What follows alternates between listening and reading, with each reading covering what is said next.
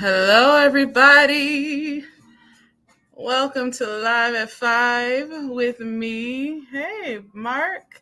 LuzCelenia. We are live at 5 every single day till Mother's Day, May 14th. If you've missed the first 10, you can go on my Facebook page, Instagram page. My Instagram has it all in a nice little series for you. The YouTube page as well. We are counting down until Dear Mama on Saturday, May 27th, Healing the Mother Wound.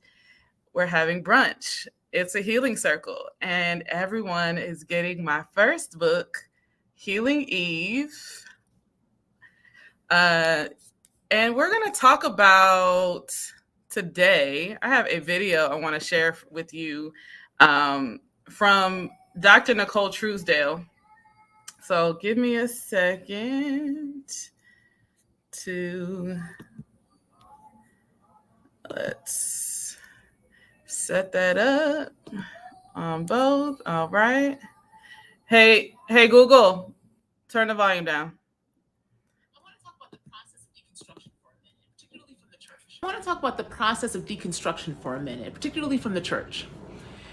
Now, something you have to think about and remember is that when you are deconstructing from an institution, because the church is an institution that has taught you from as long as you've been in there how to think, how to feel, how to obey, what you are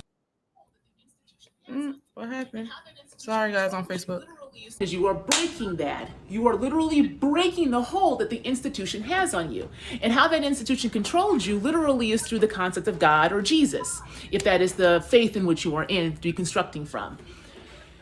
So when you start to deconstruct and you decide that you do not want to obey anymore because that obedience has done nothing for you, you are breaking.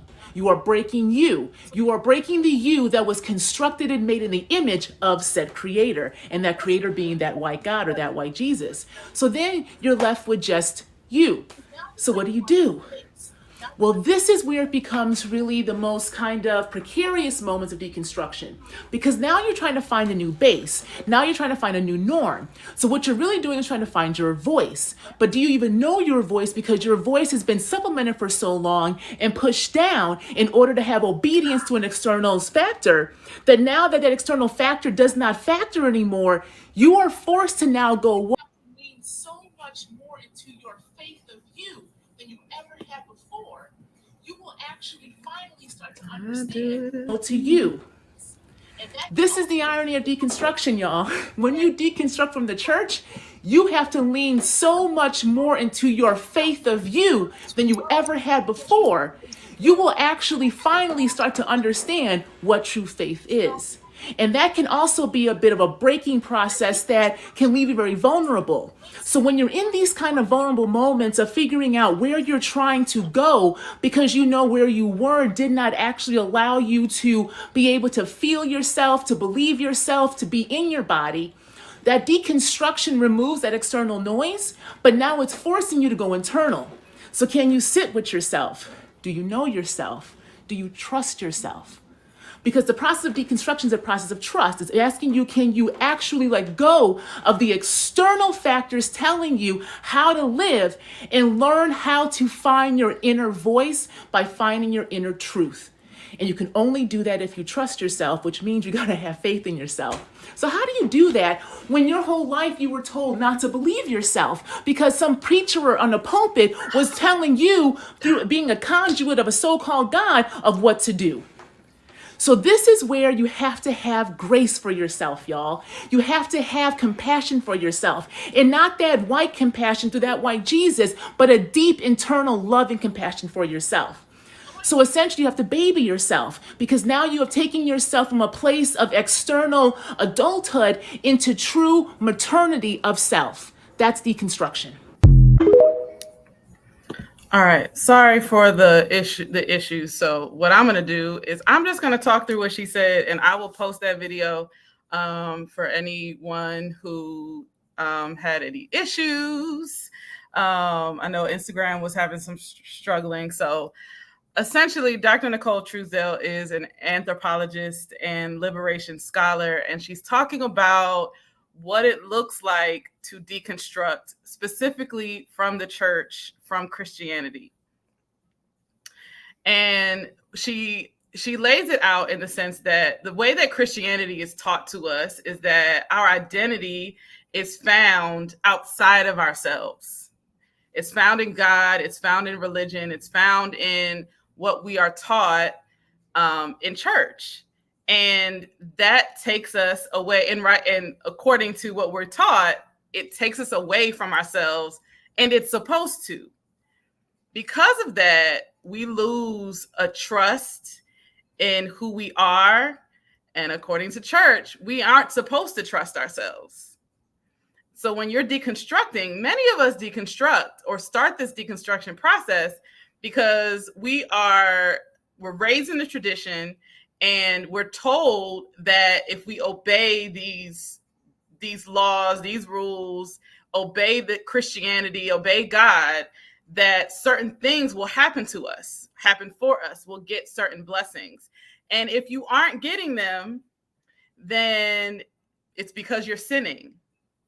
But then you see other people who ain't perfect are getting these blessings. And so you start to question, well, what's the point of it all?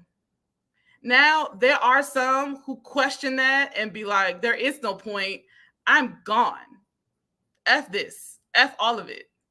And then there are those of us who are like, I'm not questioning God, the existence of God, the necessity for God, but I am questioning religion. And that maybe there's just something there. Maybe they just didn't teach it to me right. Maybe I need to ask better questions and seek out answers from history, from, scholarship, from, other people who are on this path, and not just this singular thing where we're supposed to trust our pastor who is preaching from the Bible, and the Bible says that the Bible is the inerrant word of God. And in no other place, especially if you've been educated to some degree or another, is it acceptable for the book itself that you're reading to be the authority in which the book is said it's an authority. Now, don't misunderstand what I'm saying. I'm not saying throw away the Bible. Not saying that at all. But if you watch I duetted a pastor who was talking about intuition, and he also said, like, I'm not saying that the Bible isn't important, but when we idolize the Bible over the actual voice of God, that's a problem. And many of what we've experienced in church is not really helping us get closer to God. It's helping them build an institution to control us. Because the structure of religion and the structure of the modern church, it mimics it very, very closely to the ideals of white supremacy. Christianity, as we've been taught it, has been a tool for white supremacy. This is not a conversation about whether Jesus and the Bible and Christianity existed in Africa. Like, I'm not doing that today. But that is, for many of us, the beginning of our deconstruction journey. Now, the importance of deconstructing isn't, and for me, it was questioning those things. It was questioning those things from a place of beginning to heal, and not realizing that what I was doing was deconstructing. And in that deconstruction journey, it's bringing us back to trusting ourselves. But in order to trust ourselves, we got to know ourselves and have faith in ourselves. And I'm sorry to tell you, you're watching this later on or whatever, and that, as a Christian, and that's like blows your mind. It's like, no, and that triggers you. This may not be for you. But if you're intrigued by this, let me tell you something. I've never felt more close to God than I have during this journey. Because in order to trust and have faith in myself and to know myself, I had to really learn what it was to know and trust and have real faith in God. Which is why I get why most people don't, or a lot of people find it hard, because it seems easier to just trust what your pastor says until you get to the point where you're like, you frustrated. Because at what point do when does something gonna change? You get tired of being tired. Why do I bring all this up? Because everything that I do and talk about on this platform, on these platforms, it may not like I'm like, she be all over the place. I know. I got ADHD. I am all over the place. It all plays a role in healing. Healing in order to be the person that you were created to be. We all had an assignment that was given to us before we were even born. How do we accomplish that? Well, the endeavor is to continue to heal so we can continue to do that. A lot of us are frustrated because there is a knowing inside of us that we know we're doing a lot of things, but we are not doing what we were created for. That's why it contributes to depression and stress and all of these isms, because we're out of alignment. And that's not talking about those who have mental illness in the sense of, deficiencies, as they would say it. I don't say it's just divergencies in the way that our brain and hormones and all of these things process, because that is also a very real thing. But there's a difference between what is considered mental illness versus like just having good mental health. And I'm talking about the mental health aspect of it, not the diagnoses part of it. I'm not qualified to diagnose people. And so even Dr. Nicole Truesdale, that it becomes about a maternity, the role of maternity of self, mothering ourselves. Because it is the role of a mother to nurture our identity, our being. And for all the reasons that I've talked about in the last 10 days, our mothers couldn't, didn't, wouldn't, still may not. But as we're deconstructing, we are nurturing the essence of our being. And so when I talk to people one-on-one and I ask them questions like, what do you want to know?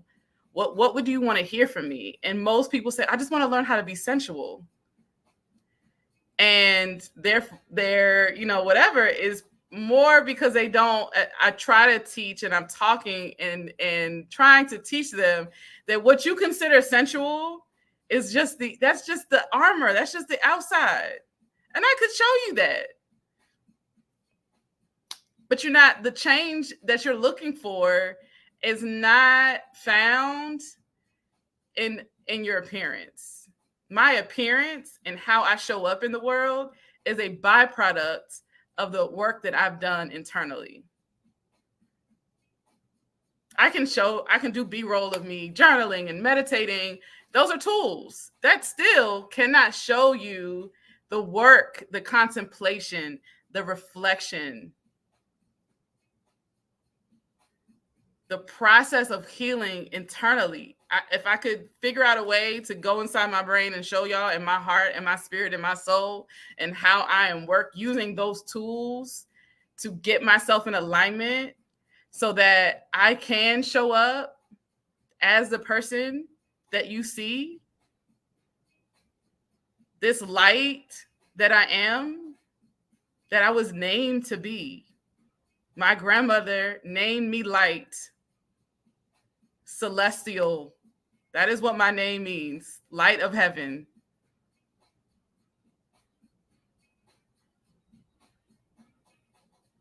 And so it's like this process has been about knowing who I am for myself, not what people, not what religion, not what society, not what culture tells me I am, but knowing who I am, being confident in who I am.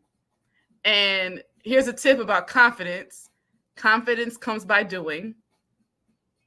So if you're waiting for confidence to come and you're not doing anything, you're going to keep waiting. And sharing who I am. So knowing who I am, being confident in who I am, and sharing who I am. Everyone won't share the way that I do. Everyone doesn't have to. Everyone has their sphere of influence, though. So you may not get on stages or go live on Instagram and YouTube and Facebook and host a podcast. But are you scared to show who you are to the people in your life? Do they really, really know you? Do you know yourself to be and are confident in and love who you are and who you know yourself to be in order to share it?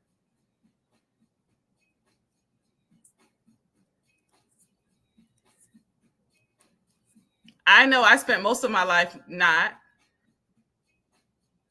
And I've said this before. I had a love, I still love him, who constantly, don't you know who you are? And I'd be looking at him like, what are you talking about? When I would share frustrations. And my friends would be like, he should be affirming you. He shouldn't be doing that to you. And I get what they were saying. But I now fully understand what he was communicating to me. Because he saw me and I didn't see myself. Because the person I am today, you create yourself. You have the power to create. You don't like yourself, change it. I know that's simple, but it is. Like we have so many resources to change things about ourselves if we don't like it. And I'm not just talking about physically. But again, here's another nugget for you. Changing yourself from a place of love versus changing yourself from a place of despising yourself, hating yourself, thinking you are not good enough. It's two totally different things. And if you are doing the change from the latter, not to say that you can't, but you're not going to get the result. Even you're not going to feel different. You're not going to really be different. You might look different. And 9 times out of 10, it's not going to be sustainable. In my fitness journey, I've lost weight, gotten skinny, gained weight, gained it back. Did it again, lost it, got skinny, gained it back. Why I have been able to be consistent this time, and why I've been able to maintain most of my weight loss since 2017 is because I stopped hating myself. I stopped telling myself that I needed to lose weight to be worthy. I would cry while I was working out, but in those tears, I was affirming the body that was doing it, the almost 300-pound body. Yeah, I was almost 300 pounds. And telling her that she was so beautiful and so strong and so capable, and thanking her for everything that she had endured on my behalf, for being with me through everything and never abandoning me. And so even though it's gone from being really strict with my diet to being in the gym real heavy to now being back in the gym 4 days a week, I didn't see much change in my weight over the years since I did it in 2017, 2018, because I stopped punishing myself for being something that I wasn't, that I wanted to be. I was literally doing it because I love myself enough to want to be healthy.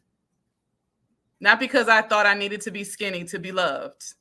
Because 600-pound life proved that a long time ago. You ain't got to be skinny to find somebody to love you. But many of us say those type of things, and then we don't actually do it because we don't want to find out that our weight isn't what's holding us back, or whatever it is for you. You know that there might be something, you know what, I could do better in this area, but you don't do it because, again, it's from a place of insecurity. And if you change it and that's not what is holding you back, then what? Then you got to face the truth. Hi, Renee. Then you got to face the truth. And that's what deconstructing is. It's really contending with the truth.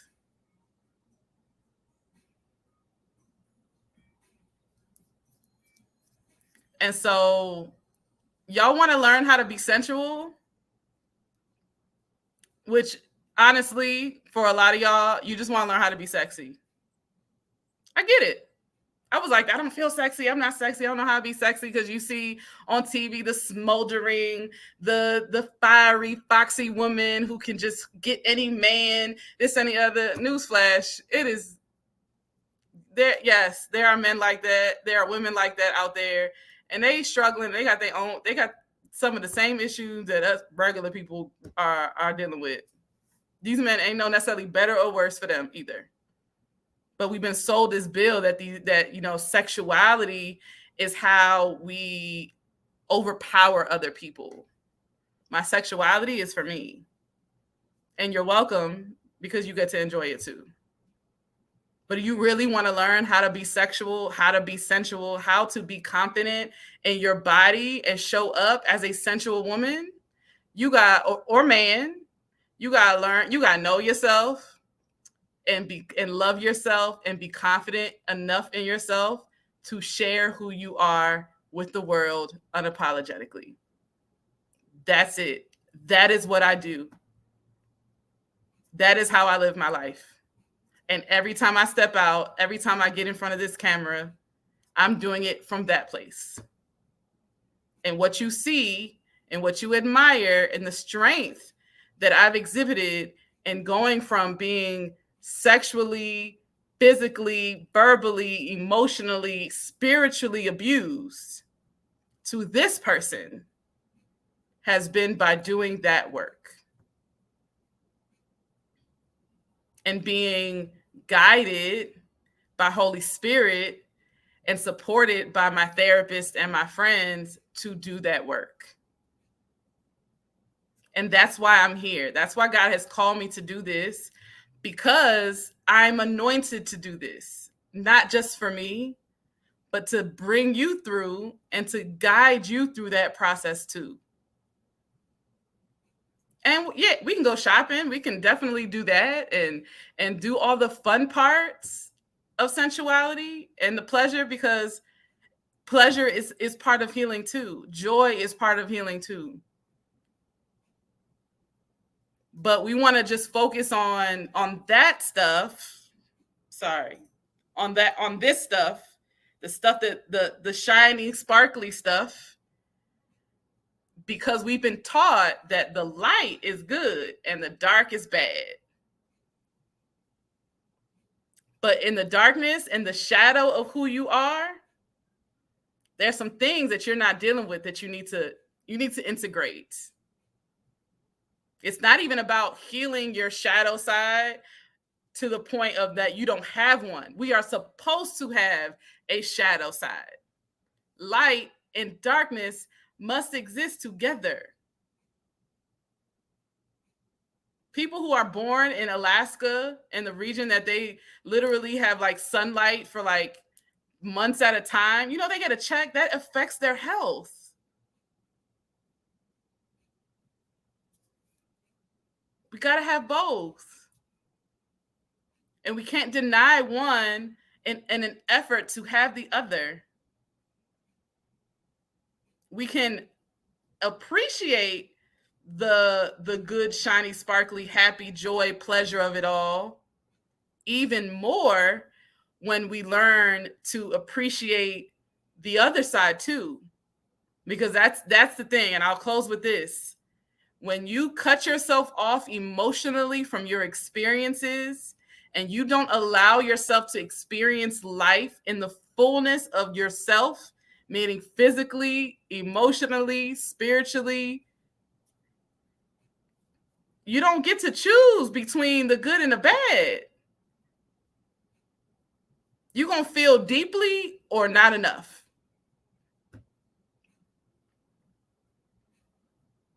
And so I get to feel and experience the joy and the pleasure in its fullness, which is one of my favorite definitions of orgasm, is like it's giving yourself permission to experience pleasure.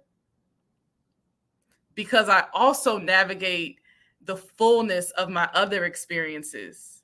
They are informing the pleasurable ones. How are they informing it? Because they're telling me what I don't like, what I don't need, what hurts, what violates me. So that I can create parameters and set boundaries in my life so that the way is clear for the pleasure and the joy and the happiness. So if you wanted the sexy answer, I don't know what to tell you. I'm not even sorry. This is just what it is. And so for all the people that's afraid of deconstructing because you're like, oh, they leaving the church. I ain't leave God I didn't leave God. I shout out to my former archbishop. Because many years ago, he would teach it. We're gods in the earth, but we don't act like it.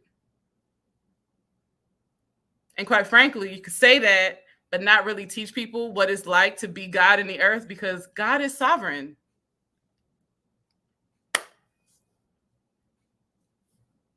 And we don't want people to be sovereign because then they don't need us. But needing people in the sense of like sustenance and survival, that's a very insecure place in someone's life. Because once you don't, then you always got to need, they always got to need you. And you always got to create a situation where they will continue to need you, as opposed to them choosing because they want you. Got to want yourself too, though. And if we're honest, many of us, we don't want ourselves because we don't know ourselves and we don't love ourselves and we're not confident in who we are to want ourselves, or let alone trust that someone could want us and love us for exactly who we are. All right, I'm going to go get ready because I'm going out tonight. Y'all have a good one. I will be here tomorrow at 5 p.m. I love you all. Be as radiant as the sun. And I promise I'm going to, there were any issues on the Facebook side with the video, I'm going to post the video that I shared from Dr. Nicole Truesdale so you all can watch that as well, because she's amazing. Thank you. Bye-bye.